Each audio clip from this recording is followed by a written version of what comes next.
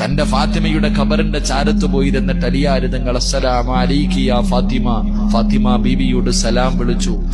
അവിടെ അലിയാർ തങ്ങൾ ഫാത്തിമ ബീവിയുടെ ഖബറിന്റെ ചാരത്ത് പോയിരുന്ന് സലാം പറഞ്ഞു. സലാം അടക്കുന്നില്ല. അലിയാർ തങ്ങൾ ചോദിച്ചു, ഫാത്തിമ എന്നോട് പിണങ്ങിയോ ഫാത്തിമ? എന്തേ നീ എന്റെ സലാം അടക്കാത്തത്? മണിയറയിൽ പിണങ്ങിക്കിടക്കുന്ന, കിടപ്പറയിൽ പിണങ്ങിക്കിടക്കുന്ന ഭാര്യയുടെ പിണക്കം മാറ്റുന്നത് പോലെ അലിയാർ തങ്ങൾ തന്റെ ഭാര്യയുടെ ഖബറിന്റെ ചാരത്ത് ഒന്നാമത്തെ രാത്രി പോയിരുന്നിട്ട് ചോദിക്ക, എന്തേ ഫാത്തിമ നീ എന്റെ സലാം അടക്കാത്ത? എന്നെ മറന്നു ഫാത്തിമ? വീണ്ടും സലാം പറഞ്ഞു. സലാം അടക്കണില്ല. അലിയാർ തങ്ങൾ ചോദിക്ക, എന്തേ നീ എന്നോട് പിണങ്ങേ? മടക്ക് ഫാത്തിമ, എന്നെ മറന്നു പോകല്ലേ ഫാത്തിമ?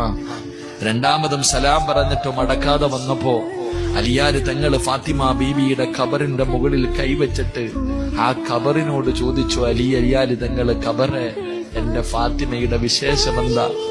എന്റെ ഫാത്തിമയുടെ വിശേഷമെന്താ? എന്റെ ഫാത്തിമ ആരെന്നറിയോ?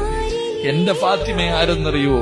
കല്യാണത്തിന്റെ ഒന്നാമത്തെ രാത്രി മണിയറയ്ക്ക് കത്തിച്ചിരിക്കുന്ന മുഖത്തോടെ കേറി വന്ന എന്നോട് ഖബറിനെ കുറിച്ച്, ഖബറിന്റെ ഏകാന്തതയെക്കുറിച്ച്, ഖബറിന്റെ ഞെരുക്കത്തെക്കുറിച്ച്, ഖബറിന്റെ അദാബിനെ കുറിച്ച് എനിക്ക് പറഞ്ഞു തന്നവളാ എന്റെ ഭാര്യ.